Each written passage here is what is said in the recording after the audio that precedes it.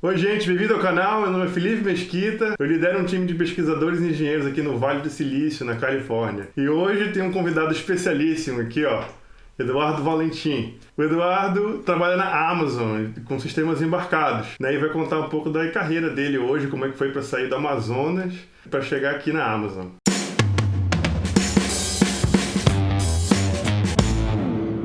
Eu te conheço do Amazonas, tu nasceu no Amazonas, é isso mesmo?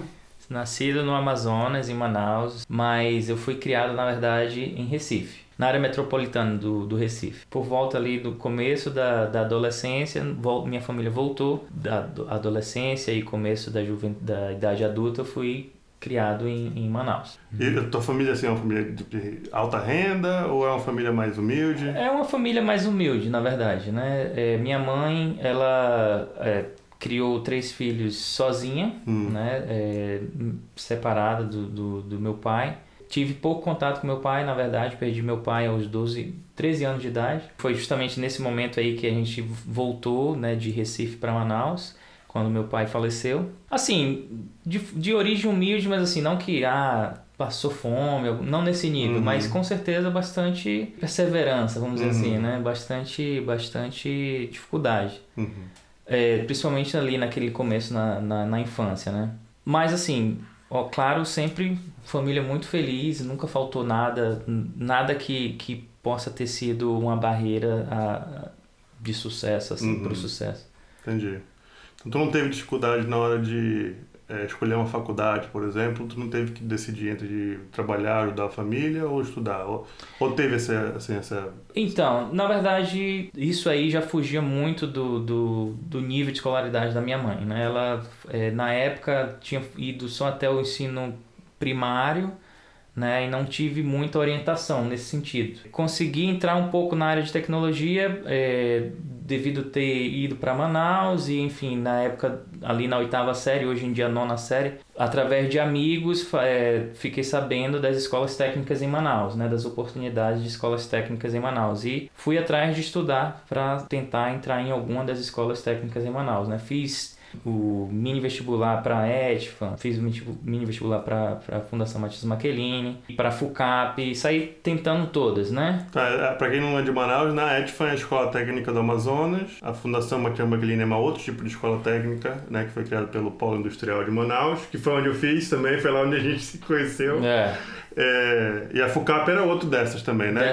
Também através de fomento do Polo Industrial de Manaus. E, enfim, por sorte ou não, ou por dedicação, consegui passar em todas. Eu lembro que no ano, né, no caso de 98, na lista de aprovados da Fundação Matias Michelini, fui o último da lista de colégio particular, né? Era 30% para particular e 70% para público, alguma coisa assim, né? Lembro até hoje que na hora que eu fui... Bom, Matias Michelini com certeza não vou passar, mas eu vou lá saber de qualquer forma, vou começar por aqui por baixo e vi o meu nome em primeiro, de baixo para cima. O que importa é que estava na lista. O que importa é que estava na lista. Mas foi uma história, assim, foi nesse momento, na verdade, de seleção para Matias Michelini, a escolha de entrar na área de informática. Entendi. Eu lembro que tinha, assim, essa vontade de ir para a área de eletrônica, mas na hora que até a Ana Rita perguntou, e aí, você vai querer informática ou eletrônica? Você está se inscrevendo para informática ou eletrônica? E eu falei informática. E aí, desde então, estou na área de informática. Ana Rita, diretora da Fundação Matias Michelini, é uma das figuras clássicas da escola, né? Icônicas.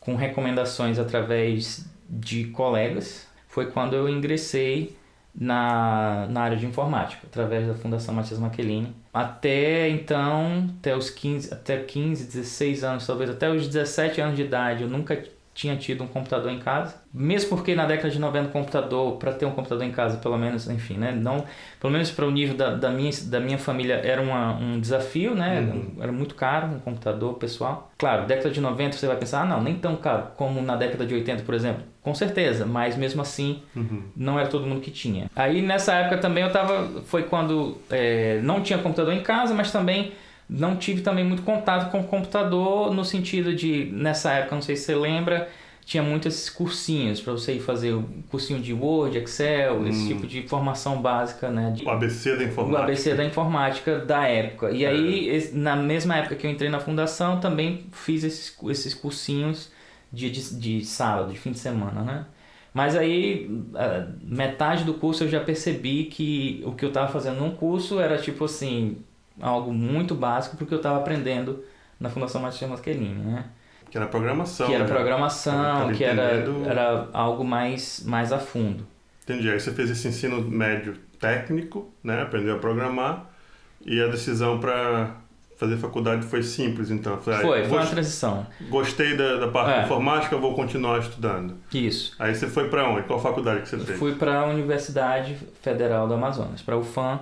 Você foi meu calouro, né? Eu fui seu calouro. Você entrou um ano depois de que eu comecei. Eu não acho que é uma ideia de você, porque eu nunca tava para eventos extraordinários, né? Mas teve trote. Teve trote. Só que, infelizmente... Teve trote, mas eu não participei, gente. Eu tava trabalhando, eu trabalhava durante toda a faculdade, entendeu? Então me tira dessa aí. Eu não malinei com ninguém, não.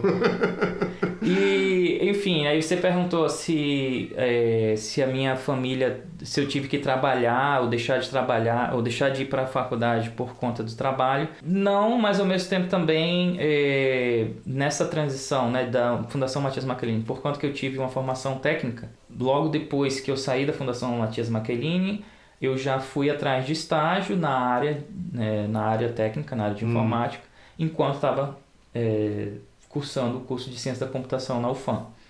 Então, desde a saída do ensino médio, sempre trabalhando. A Fundação Matias Maschierini, você tinha que fazer estágio para ganhar um diploma técnico, ganhar um diploma técnico, exatamente. Para ganhar o diploma oficial, né? O inteiro. Então você fez estágio aonde? Foi na indústria mesmo? Ou... Não, então, foi outra coisa também que foi bem assim, acabou sendo um pouco desafiador para mim, porque eu não consegui estágios fáceis, né? Assim, eu fui nos principais nomes, né, do Polo Industrial de Manaus, tentar estágio e não consegui. Eu consegui, na verdade, fazer estágio numa... Bom, vamos dizer assim, uma empresa estava começando, quase que uma startup. Na época, o nome da empresa se chama Divus. Na época, era uma empresa basicamente de programação. Fiz alguns sistemas de informação, um para Logos, Bolsa de Veículos. Concessionária, né? Concessionária de veículos. E também para a Cidade dos Carros. Primeiras versões de sistemas de informação para a Cidade dos Carros em Manaus. Legal, então você já ganhou experiência, no primeiro ano de faculdade já estava trabalhando. Estava trabalhando lá. E continuou depois do estágio, primeiro ano, você continuou trabalhando? Então, depois do primeiro estágio, depois dos primeiros 6 meses ali com a Divus, eu resolvi, na verdade, abrir uma pequena empresa. Na época, meio que na informalidade, mas também, enfim, tirando notas fiscais e tudo, e eu prestava serviço para algumas empresas da cidade de Manaus. Você já virou empresário, já. Na época, comecei na faculdade já... Na época, através de professores também, através do professor Charles, que dava aula na Fundação Matias Maschierini, consegui alguns clientes, né? Entendi. E eu passei alguns anos, né, 1 ou 2 anos mais ou menos, nesse modo, né, fazendo a UFAM, a Ciência da Computação na UFAM, e prestando serviço para algumas empresas, né, no tempo que dava. E tu trabalhava por fora, assim, como empresário, né, fazendo, seria um bico, né, trabalhos assim... freelance, como fala hoje, né? Freelance. Por necessidade, porque tinha que ajudar a família, ou porque queria mesmo aprender e queria trabalhar durante a faculdade? Um pouco dos dois, né? Assim, tem um custo, esse custo da universidade, por mais que seja uma universidade pública, existe custos, né? Esses custos da universidade, nessa época eu já tinha a mentalidade de querer tirar esse custo da minha família e arcar por esses custos. E ao mesmo tempo também uma questão de evoluir profissionalmente. Também isso, eu acredito que por mais que, enfim, haja diversas opiniões, não, você tem que focar nos estudos e tudo, eu acredito que tenha sido sim uma experiência válida. Houve um momento ali que aí, puxando o gancho, né, para o próximo passo aí, houve um momento que eu, por maturidade de conhecer essa área, né, da parte de sistema de informação, eu percebi que valeria a pena sair dessa área e investir um pouco mais em pesquisa, por exemplo. Apareceu oportunidade de pesquisa dentro do Departamento de Ciência da Computação, da UFAM e eu percebi que valeria a pena sim investir na pesquisa, né? Então acho que essa decisão de ter entrado na pesquisa e dar valor nisso teve parte sim porque eu tive experiência antes com sistemas de informação no mercado e percebi que eu precisava ter uma base melhor, basicamente ter uma educação melhor. O teu envolvimento com pesquisa veio em que momento? Foi assim, TCC? Foi PIBIC? Foi no meio? Foi PIBIC. PIBIC. Foi assim, no meio do curso, mais ou menos. Eu estava justamente nesse momento de fazer esses bicos, né, na cidade de Manaus, e um dos professores, o professor Edjaí, ele ofereceu uma oportunidade no grupo de pesquisa dele, através de um PIBIC. Foi quando eu comecei a pesquisar na área de rede de computadores. Na época, e aí vai um pouco também da origem de como que eu comecei a ter mais interesse na área de sistemas embarcados, né? Desde a minha fase na Fundação Matias Michelini, por mais que a formação da Fundação Matias Michelini tenha sido com foco em sistemas de informação, mas na época os computadores da Fundação Matias Michelini eram bem castigados, né? Mas assim, eu vi aquilo como uma oportunidade, né? Computadorzinho castigado, como é que eu posso fazer aquilo melhor? Como é que eu posso fazer um sistema mais bonito rodando naquele computadorzinho que é bem castigado? Então eu comecei a ter bastante interesse nessa parte que a gente chama de baixo nível, né? Na época da Fundação Matias Michelini tinha essa expressão de baixo nível. E aí, nessa época, mesmo na Fundação Matias Michelini, eu sempre tive essa paixão, vamos dizer assim, por coisas mais próximas ao hardware, embora tenha ido para a informática, né? Esse link com a eletrônica. E também foi nesse momento também que eu comecei a ter um pouco de interação com o Linux também. Foi através de uma feira de ciências da tua turma, um projeto do Lunai, estavam mostrando o Linux, foi quando eu comecei a ter um pouco de contato com o Linux. E a partir dali não parou mais, né? Então esse Linux com sistemas embarcados e esse interesse na parte de baixo nível sempre começou dali mesmo da Fundação Matias Michelini no primeiro ano. Voltando à faculdade, né? Nesse momento com o Edjaí, ele estava oferecendo uma vaga para trabalhar com voz sobre IP, com sistemas embarcados. Tinha um elo com sistemas embarcados também. Entendi. Então foi quando eu deixei esses bicos, né, e comecei a focar só em pesquisa. Eduardo, quando foi que tu teve experiência de trabalhar fora, né? Você não veio direto para a Amazônia, né? Hoje tu está aqui no Vale do Silício, mas antes tu teve outras experiências, né? Como é que foi para estar ali fazendo pesquisa na Federal para trabalhar para a empresa de fora? Foi através dos próprios projetos de pesquisa, na verdade, né? Foi uma oportunidade que abriu caminhos para conexões dentro da indústria também.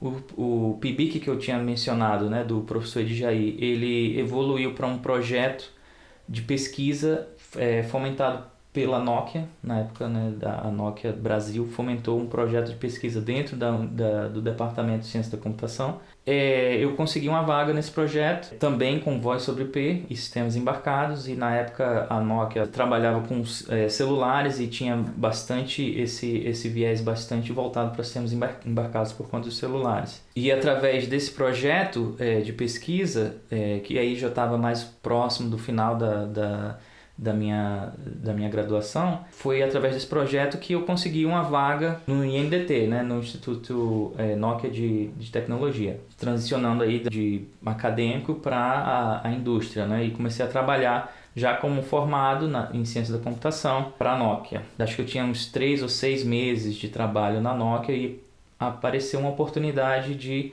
um projeto na Finlândia.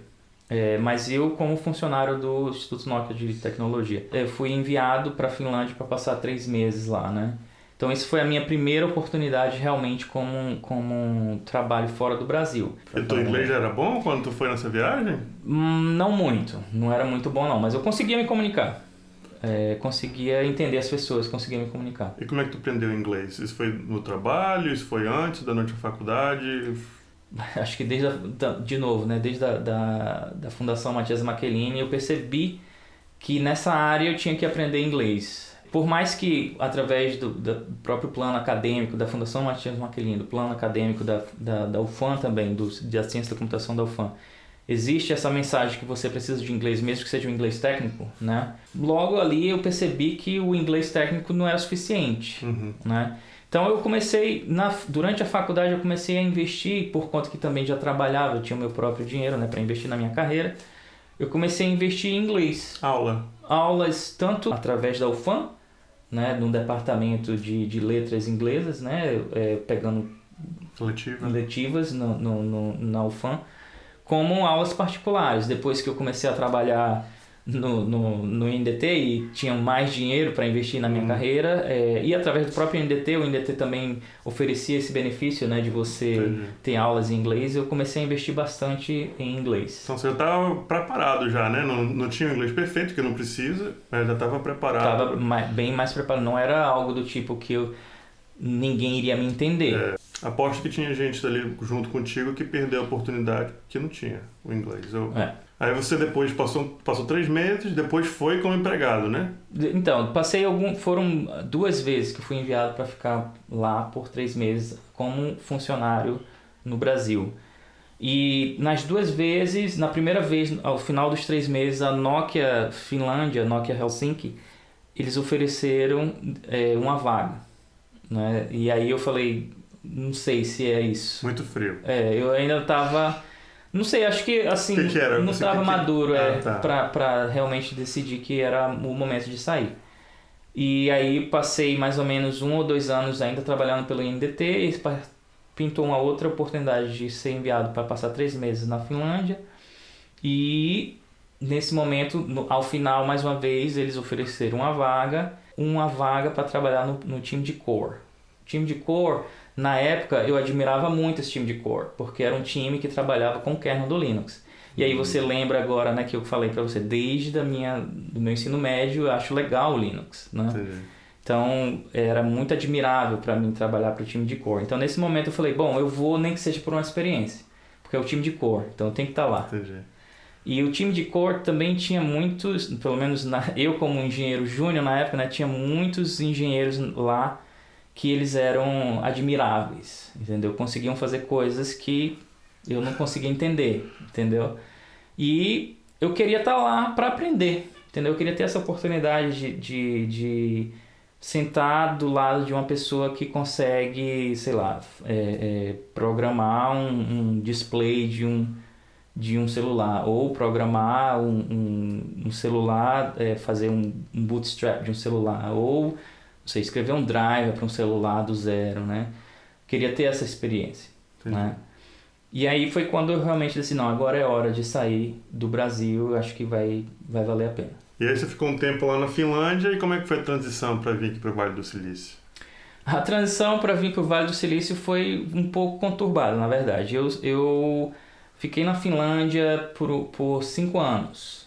Eu resolvi voltar, na verdade, para o Brasil, não foi essa transição direto para o Vale do Silício.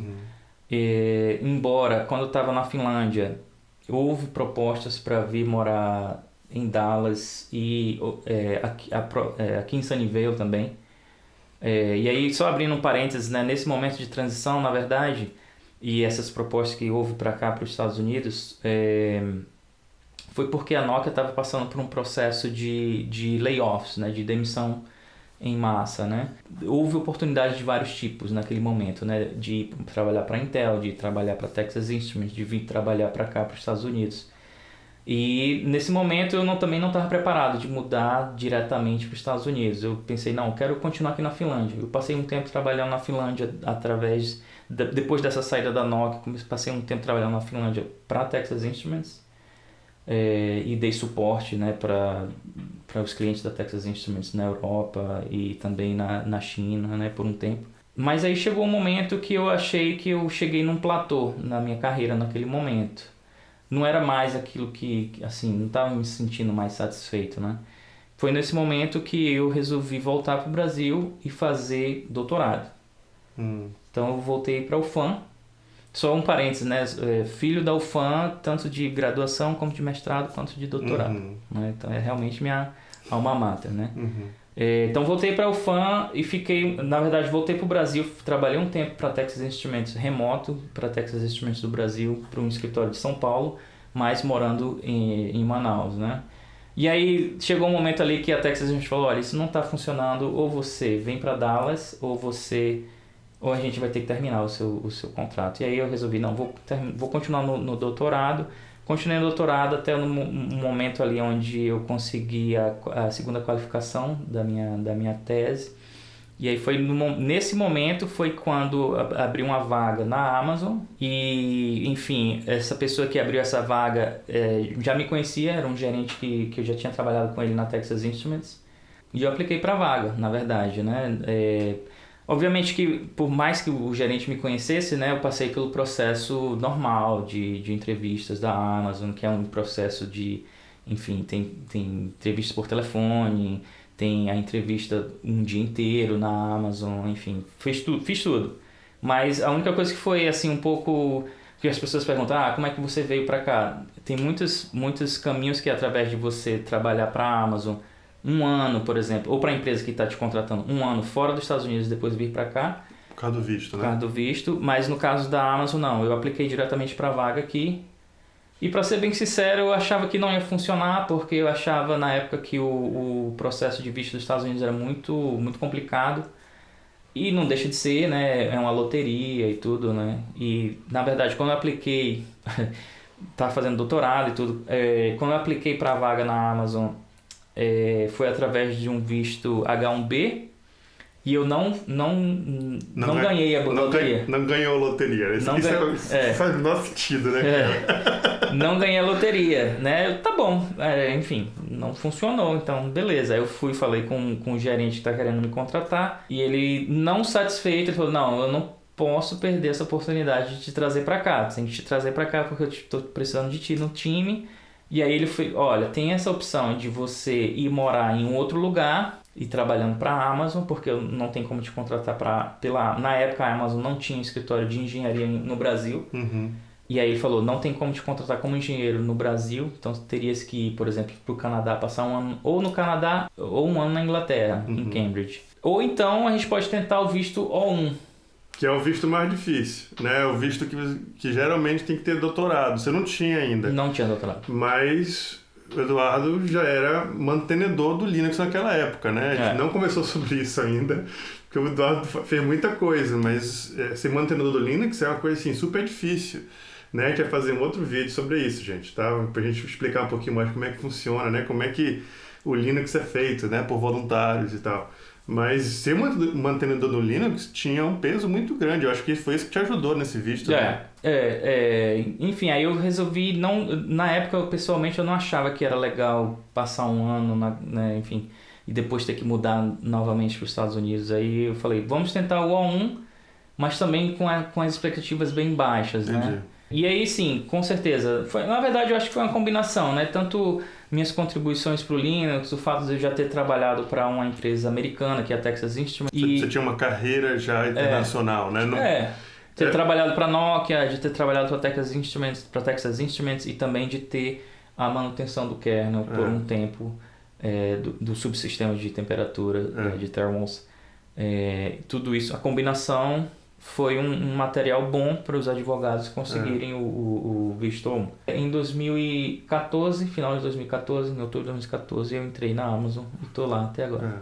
Uma coisa que eu falo aqui no canal, os Estados Unidos não é a primeira opção de muita gente, né? Por exemplo, fui para o Canadá primeiro, né? Eu tive que começar uma carreira internacional em outro país, em parte por causa da imigração, né? Eu acho que a única forma que você vence meio que direto é vir estudar. Porque quando você vem estudar, fazer um mestrado, por exemplo, aí você já ganha um visto de trabalho depois do estudo, as empresas já estão aqui por perto, aí te ajudam a conseguir imigração nos Estados Unidos, né? Mas em geral, é muito, muito chato, né? Você conseguir trabalho saindo do Brasil, sem ter muita experiência, ser reconhecido como uma pessoa que fez trabalhos importantes na carreira internacional, vir direto, né? Então eu vejo muita gente no canal, né, falando assim, eu quero ir para os Estados Unidos. Eu acho que você tem que montar uma estratégia, né? Eu falo, vai para o Canadá primeiro, vai para a Europa. Europa, se a empresa te quer na Europa, você tem o visto. No Canadá é até um pouco mais difícil, mas na Europa é mais fácil, né? Pode até ser que seu destino final seja os Estados Unidos, mas você tem que marcar essa trajetória toda, né?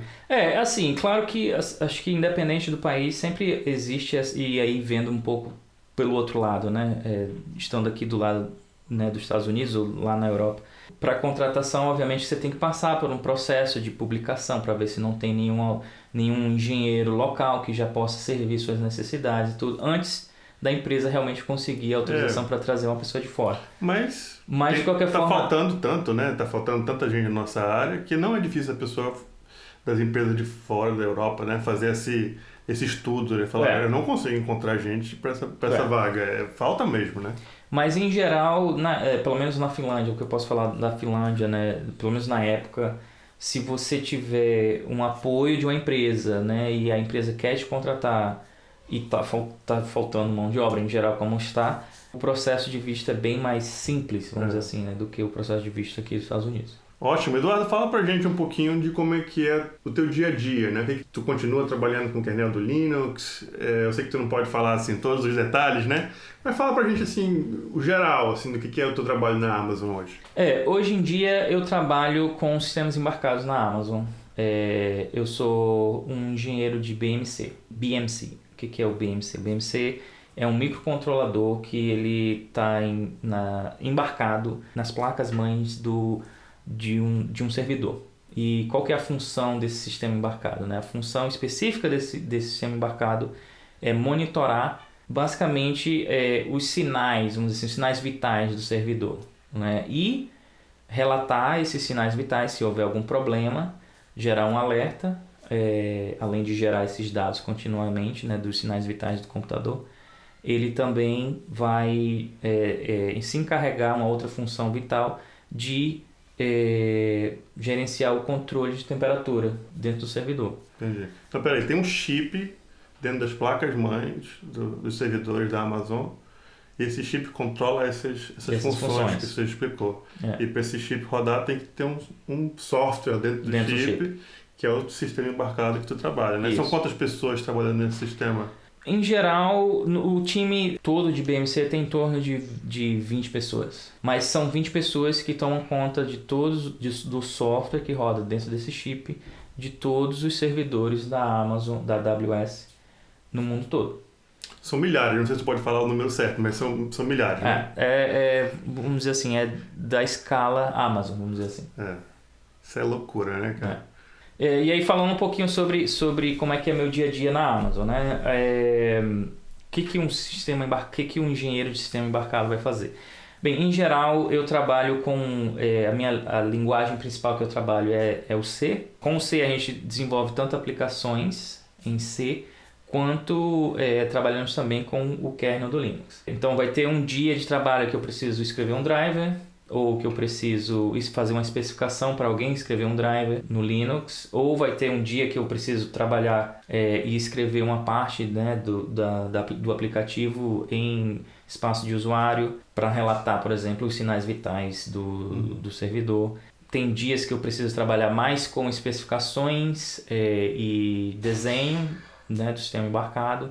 E aí fazer negociações com engenheiros mais sêniores, né, com engenheiros diretores para saber se é isso mesmo que eles querem como solução, ou negociar com clientes para saber se essa é realmente a solução que eles querem. Ou vai ter dias que eu vou estar, sei lá, de repente eu estou orientando um engenheiro mais júnior para realizar uma tarefa para um projeto maior que eu esteja trabalhando. Assim, enfim, um engenheiro de software como outro qualquer, exceto que eu estou trabalhando com o sistema embarcado. Uma peculiaridade da Amazon, né? A Amazon é um tipo de empresa que, uma dessas Big Techs, né? Que ela, vamos dizer assim, a gerência da Amazon, ela acredita que quem escreveu um software ou um produto ou um serviço é responsável por aquele software, produto ou serviço. Então, se você escreveu alguma coisa, quando alguma coisa, quando aquele produto ou serviço está no ar, você é responsável por aquele serviço. Então, que a gente chama de on-call, ou que você fica sob aviso. Então existe uma escala de sob aviso também. Então dependendo do dia eu posso estar sob aviso também, caso aconteça algum problema com um BMC de algum servidor em qualquer lugar do mundo, né? Sei lá, se algum servidor, ou em geral a gente é chamado não só para um servidor, mas quando vários servidores acontece algum problema, digamos em Dublin, então a gente vai ser chamado. O cara te liga, não importa a hora. Pode ser 2 da manhã. Em geral, eu fico uma semana de sobreaviso. E nessa uma semana eu sou o responsável de todos os BMCs dentro da AWS. Entendeu? Já passou algum, não sei se pode falar, mas já passou algum perrengue assim? Vários. Vários, assim, de seu negócio tá pegando fogo e tu tem que... Literalmente. Tem máquina pegando fogo. Porque a máquina esquentou muito? Teve casos em que a gente precisa explicar o que foi que aconteceu, né? Enfim, se teve algum problema no software, né? Se foi algum problema no ambiente, se foi... Que tipo de problema que foi, né? Então, por conta que o sistema embarcado de BMC, ele, como eu falei, ele coleta esses dados vitais dos servidores. Em geral, a gente é chamado para explicar o que foi que aconteceu. Entendi. Então é tipo a caixa preta do servidor. Se dá alguma coisa errada, pelo menos uma parte dos dados tá lá no teu chip. Em geral, tem claro que tem alguns serviços por trás que vai coletar esses sinais vitais e, em geral, todos os engenheiros dentro da AWS vai ter acesso a esses sinais vitais numa base de dados, vamos dizer assim, né? Mas caso exista uma situação mais específica em que você precisa analisar o que aconteceu exatamente com aquele BMC especificamente, aí normalmente eles vão chamar um engenheiro de BMC. Se você tem interesse, obviamente, a estrada ela não é fácil, tem muitos desafios. Olhando na estrada que eu passei, né, tem muita perseverança que você tem que passar. Mas não é impossível. Se eu conseguir, até eu conseguir, por que você não conseguiria, né? Se você tem interesse e tem esse sonho de trabalhar numa área específica ou fora do Brasil, as oportunidades, obviamente, estão abertas. Você tem que só ter olhos abertos e entender que é uma oportunidade se abrindo para você. E tu falaste que engenharia da computação é o curso mais perto para quem quer fazer sistemas embarcados, né? E você falou também C, né? C eu acho que é a linguagem principal nessa área de sistemas embarcados, né? Ou tem coisa nova surgindo aí? Tem muitos sistemas embarcados que é escrito em Java também, né? Tem sistemas embarcados que são escritos em outras linguagens, né? Mas C é mais tradicional, vamos dizer assim. Principalmente se existe realmente uma limitação de recursos, que em geral um sistema embarcado ele vai ter uma certa limitação de recursos comparado ao sistema maior que ele faz parte, e em geral o C é usado. Obrigado, Eduardo. Pessoal, um abraço.